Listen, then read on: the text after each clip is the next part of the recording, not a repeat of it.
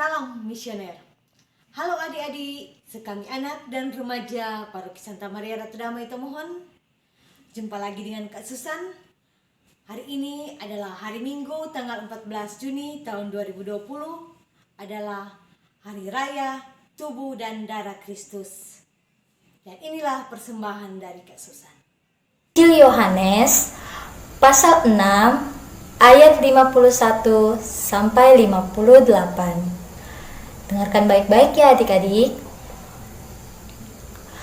Akulah roti yang hidup yang telah turun dari surga. Jikalau seorang makan dari roti ini, ia akan hidup selama-lamanya. Dan roti yang kuberikan itu ialah dagingku, yang akan kuberikan untuk hidup dunia. Orang-orang Yahudi bertengkar antara sesama mereka dan berkata, "Bagaimana ia ini dapat memberikan dagingnya kepada kita untuk dimakan?" Maka kata Yesus kepada mereka, "Aku berkata kepadamu, sesungguhnya jikalau kamu tidak makan daging Anak Manusia dan minum darahnya, kamu tidak mempunyai hidup di dalam dirimu. Barang siapa makan dagingku dan minum darahku, ia mempunyai hidup yang kekal, dan aku membangkitkan dia pada akhir zaman. Sebab dagingku adalah benar-benar makanan, dan darahku adalah benar-benar minuman. Barang siapa makan dagingku dan minum darahku, ia tinggal di dalam aku, dan aku di dalam dia. Sama seperti Bapa yang hidup mengutus aku, dan aku hidup oleh Bapa, demikian juga barang siapa yang memakan aku akan hidup oleh aku. Inilah roti yang telah turun dari surga, bukan roti seperti yang dimakan nenek moyangmu, dan mereka telah mati.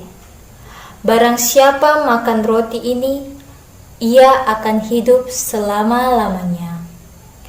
Demikianlah Injil Tuhan. Terpujilah Kristus. Tanggal 14 Juni adalah Hari Raya Tubuh dan Darah Kristus. Biasanya di paroki-paroki kita, Hari Raya Tubuh dan Darah Kristus adalah hari raya yang istimewa.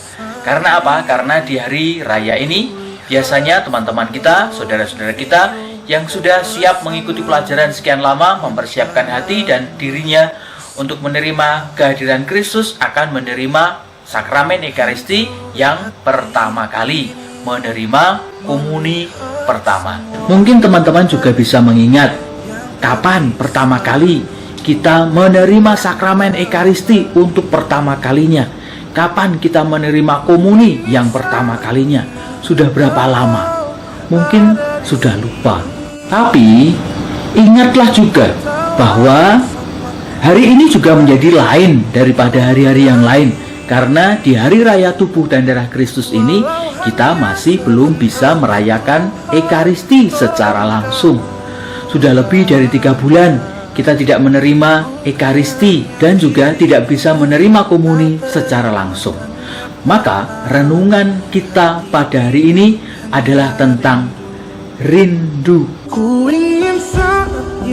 Kita sering merasa rindu, kangen. Kita belajar di rumah lama. Kita merasa rindu. Hanya orang yang punya relasi mendalam yang bisa merasakan rindu. Hanya orang yang punya kenangan yang baik yang bisa rindu untuk bertemu. Hanya orang yang punya cinta yang bisa merindu. Itu rindu dengan orang yang kita cintai. Rindu Ekaristi ini lebih lagi, karena kita rindu dengan Tuhan Yesus yang hadir dalam sakramen Maha Kudus. Loh, kok rindu? Kan Tuhan ada bersama kita di mana saja dan kapan saja. Betul sekali. Memang Tuhan hadir di mana saja dan kapan saja. Kita juga bisa berdoa kapan saja, di mana saja. Membaca kitab suci juga bisa di mana saja dan kapan saja. Tapi di dalam Ekaristi ini kita menerima kehadiran Kristus yang nyata. tubuh dan darahnya yang kita terima. Disitulah Kristus yang hadir nyata kita rasakan puncaknya, bahkan kita bersatu dengannya. Kita ingat kata-kata, inilah tubuhku yang diserahkan bagimu. Inilah darahku yang ditumpahkan bagimu. Perbuatlah ini menjadi peringatan akan aku. Oleh karena itu, Ekaristi disebut sebagai sumber dan puncak hidup orang Katolik. Tapi sekarang kita tidak bisa komuni, bisa saja online. Ya, karena pandemi ini kita begini. Kita tentu berharap semoga keadaan segera membaik dan kita bisa mengikuti Ekaristi seperti biasa lagi. Tapi pandemi ini jangan jadi alasan kemalasan kita. Apa-apa alasan karena corona. Dulu kita datang misa sering terlambat, pulangnya cepat-cepat. Mosok sekarang misa online telat juga. Dulu ikut misa di gereja, tapi nongkrong saja di parkiran. Sekarang kalau kita mengikuti misa online, duduknya di mana? Dulu kita ke gereja hanya kalau tugas. Sekarang nggak ada tugas, terus nggak misa. Kalau kamu kangen nggak ikut misa? Nah, teman-teman, memang situasi kita masih seperti ini. Tetapi jangan sampai kita kehilangan semangat dari perayaan Ekaristi itu sendiri.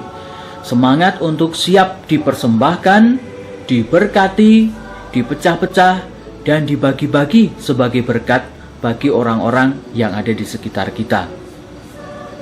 Kita sisipkan doa untuk para petugas medis, petugas keamanan, para pemimpin negara, para oskop, para romo, bruder, suster, para guru yang telah dengan tangguh berjuang menjaga kesetiaan di dalam tugas mereka masing-masing. Kita pun mendapat berkat dari aneka macam kesetiaan mereka. Jangan lupa tetap gembira, karena kalau hati gembira, pikiran akan terbuka untuk belajar apa saja. Hidup harus berjalan terus. Tetap semangat bermisi di masa pandemi. Adik-adik sekami anak dan remaja, sekian untuk hari ini. Salam sehat, salam rindu, dan salam misioner.